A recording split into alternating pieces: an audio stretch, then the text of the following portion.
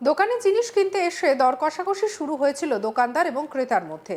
অভিযোগ, বেশ কিছুক্ষণ ধরে কথা কাটাকাটি চলার পর নাকি ওই দোকানদার ক্রেতাকে বাংলাদেশি বলে দাগিয়ে দেন। ব্যাস, আর কোথায় যায়? এলাকার বাংলা পক্ষ সংগঠনের কাছে খবর পৌঁছয়। বাংলা পক্ষ থেকে প্রতিনিধিরা সেই দোকানে যান। যখন বিষয়টি গুরুত্ব সহকারে বিক্রেতার কাছে তুলে ধরে, তখন বিক্রেতা নিজের ভুল স্বীকার করে সেই ক্রেতার কাছে হাত জোড় করে ক্ষমা চান এবং বাংলা পক্ষর কাছেও ক্ষমা চেয়ে বসেন বিক্রেতা। বাংলা পক্ষের থেকে বলা হয়, বাঙালিকে বাংলাদেশি বললে তাকেই বাংলা ছাড়তে হবে। এই হুঁশিয়ারি দিয়ে এলাকা ছেড়ে যান বাংলা পক্ষের সদস্যরা। অবশেষে সমস্যা মিটে যায় এবং ক্ষমা চাওয়ার মাধ্যমে। চাঞ্চল্যকর এই ঘটনাটি ঘটেছে জলপাইগুড়ি জেলার দিনবাজারের একটি দোকানে। শীত পড়তেই শুরু করেছে ইতিমধ্যেই, তাই ভালো হয়েছে একেবারে তোষক লেপের প্রয়োজনও বর্তমানে পড়ছে। আর সেই প্রয়োজনকে খোঁজার সাপেক্ষে জলপাইগুড়িতে এই দোকান খুবই বিখ্যাত। তাই দামের দরাদরি নিয়ে ক্রেতা এবং বিক্রেতার মধ্যে দু একটা কথা চলতে শুরু করে। আর এই কথার ছলে শুরু হয় বাদানুবাদ। আর এই বাদানুবাদের মাঝে হঠাৎ করে ওই ক্রেতাকে বাংলাদেশি তকমা দিয়ে বসেন বিক্রেতা। বাঙালি মানেই বাংলাদেশি নয়, এই কথা বারবার শাসক দলের নেত্রী বলেওছেন। তাই বাঙালিকে বাংলাদেশি বলার একেবারে খেসারত দিতেই হবে।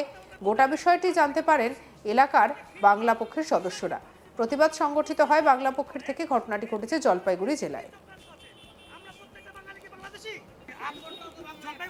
কি বলছেন ক্রেতা আপ্পা দাস, শুনবো। আমি ওনাকে বলি যে একই দ্রব্য আমি অন্য জায়গা থেকে অন্য জায়গায় আমি কমে পেতে পারি। তখন তিনি একটা জায়গার নাম বলেন আমাকে, শিলিগুড়ি। বলে শিলিগুড়ি চলে যান, ওখানে আপনাকে ফ্রিতে দেবে। যথেষ্ট অপমানজনক কথা, এবং এই অপমানজনক কথাটা সহজেই মেনে নেওয়া যায় না।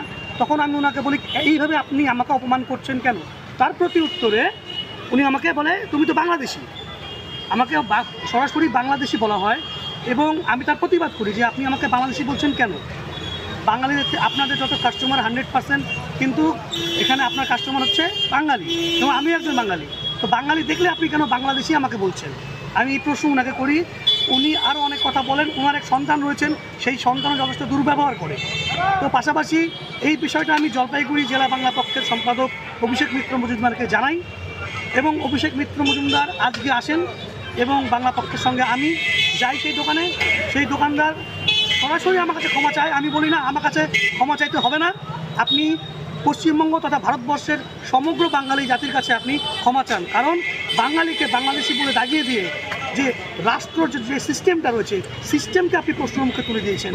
কারণ আমার পাসপোর্ট, আমার ভোটার কার্ড, আমার আধার কার্ড, আমার প্যান কার্ড, আমার সমস্ত দস্তাবেজ কিন্তু আমাকে ভারত সরকার দিয়েছে। সুতরাং আপনি যে আমাকে বাংলাদেশি বলছেন, এটা কিন্তু আপনি ভারত সরকারের যে সিস্টেম, সেই সিস্টেমটা নিয়ে প্রশ্ন তুলছেন, যেটা আপনি কখনোই পারেন না। তারপর উনি ক্ষমা চান, ব্যাপারটা মিটে যায়, এবং আপনার বাংলা জাতি ওনাকে আপাতত ক্ষমা করে দিয়েছে। কিন্তু এরকম ঘটনা যেন ভবিষ্যতে না ঘটে, আমি এই কামনা করি। আপনি কি কিনতে গেছিলেন?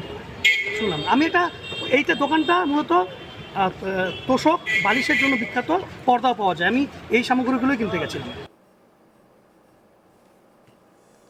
বাংলা পক্ষ থেকে প্রতিনিধিরা দিনবাজারের সেই দোকানে যান। যখন বিষয়টি গুরুত্ব সহকারে বিক্রেতার কাছে তুলে ধরে, তখন বিক্রেতা নিজের ভুল স্বীকার করে হাত জোড় করে ক্ষমা চান এবং বাংলা পক্ষের কাছেও ক্ষমা চেয়ে বসেন। বাংলা পক্ষের থেকে বলা হয়, বাঙালিকে বাংলাদেশি বললে তাকেই বাংলা ছাড়তে হবে। কি বলা হয়েছে বাংলা পক্ষের সদস্যের তরফে, শুনবো। কালকে থেকে কথাবার্তা চলছিল, তো আমরা ব্যাপারটাকে কোনো রকম ঝামেলার মধ্যে নিয়ে যাওয়া বা এখানকার কোনো ল অ্যান্ড অর্ডার ব্রেক করা বা দুটা কমিউনিটির মধ্যে কোনো ঝামেলা হোক, এটা আমরা চাইনি। তাই আমরা আগে থেকেই সুস্থভাবে কথাবার্তা চালিয়ে এসেছি। আসার পরে আজকে যে আপ্পা দাস সে এসেছিল, যে এই কথাটা আপ্পা দাসকে বলেছিল, সেও ওখানে ছিল। দুজন একসাথে হয়েছে আমাদের সবার সামনে, গোটা দিনবাজারের সমস্ত লোকজন এক হয়ে গেছিলো।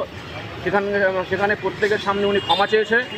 আর শুধু ওর থেকে না, তো তিনি আপামর বাঙালিতে ক্ষমা চেয়েছে, যে না কাউকে বাংলাদেশি বলা, বাঙালিকে বাংলাদেশি বলা।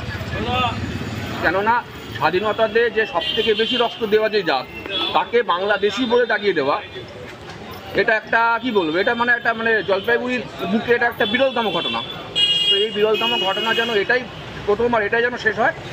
তবে একটা কথা আপনাদের মাধ্যমে যে আমরা বলতে চাই, এটা আমাদের একটা সংগঠনের লাইন, বাঙালিকে বাংলাদেশি বলবে যারা, বাংলা ছাড়া হবে তারা। এটা আমরা বারে বারে বলি। তো একটা সৌহার্দ্যপূর্ণ পরিবেশ এখানে আছে। আমরা চাই এই পরিবেশ যেন আগামীতেও থাকে। এই বার্তা আমরা জলপাইগুড়ি মানে সমস্ত মানে যে কোনো জাতি বর্ণ নির্বিশেষে আমরা এটা বলতে চাই যে আমরা একভাবে আছি, একভাবে আমরা থাকতে চাই। সাম্যে বিশ্বাসী, তাই হ্যাঁ, কিন্তু এর মধ্যে যদি কেউ বাঙালিকে বিচ্ছিন্ন করার চেষ্টা করে বা বাঙালিকে বাংলাদেশি বলে দাগিয়ে দেওয়ার চেষ্টা করে, তার জন্য বাংলা পক্ষ 24/7 এই মাটির দাঁড়িয়েছে।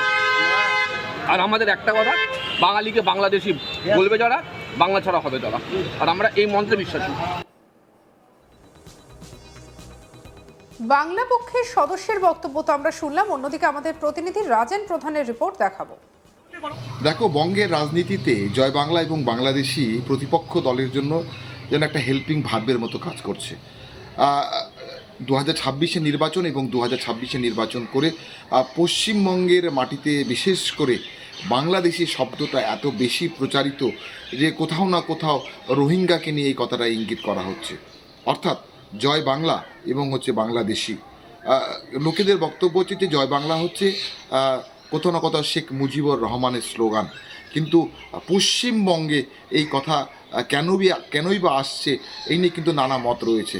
আর ঠিক এই বিষয়টাকেই ক্রমাগতভাবে রেখে গতকাল জলপাইগুড়ি মেন শহরেই কিন্তু গতকাল এক বাঙালি ভদ্রলোক যখন হচ্ছে একটা দোকানে গেছিল শীতের কিছু লেপ এবং হচ্ছে তোষক কিনতে, সেখানে কিন্তু দাম নিয়ে দরাদরি হয় এবং যখনই দাম নিয়ে দরাদরি হয় তখন হঠাৎ করে যে বিক্রেতা রয়েছে তিনি কিন্তু হঠাৎ করে মুখ ফসকে বলে ফেলে যে আপনারা বাঙালি তো বাংলাদেশের।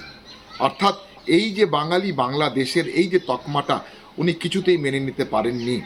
সাধারণত বর্তমান ক্ষমতাসীন যে শাসক যে রয়েছে তারা কিন্তু বারবার বলে এসছে যে সব বাঙালি কিন্তু বাংলাদেশি নয়। আর ঠিক এই ঘটনাটাই ঘটে গেছে যে জলপাইগুড়ি শহরে একজন বাঙালি ভদ্রলোক যে ক্রেতা হিসেবে গেছিলেন, ওনাকে কিন্তু সেই বিক্রেতা বাংলাদেশি হিসাবে আখ্যা দেওয়ার পরেই কিন্তু তখন কিন্তু বিষয়টা অনেকটাই একটা গরমের জায়গায় চলে যায় এবং বাংলা পক্ষ বলে একটা কমিটি রয়েছে, আর সেই কমিটির কাছে এই নালিশটি নিয়ে যান সেই ক্রেতা।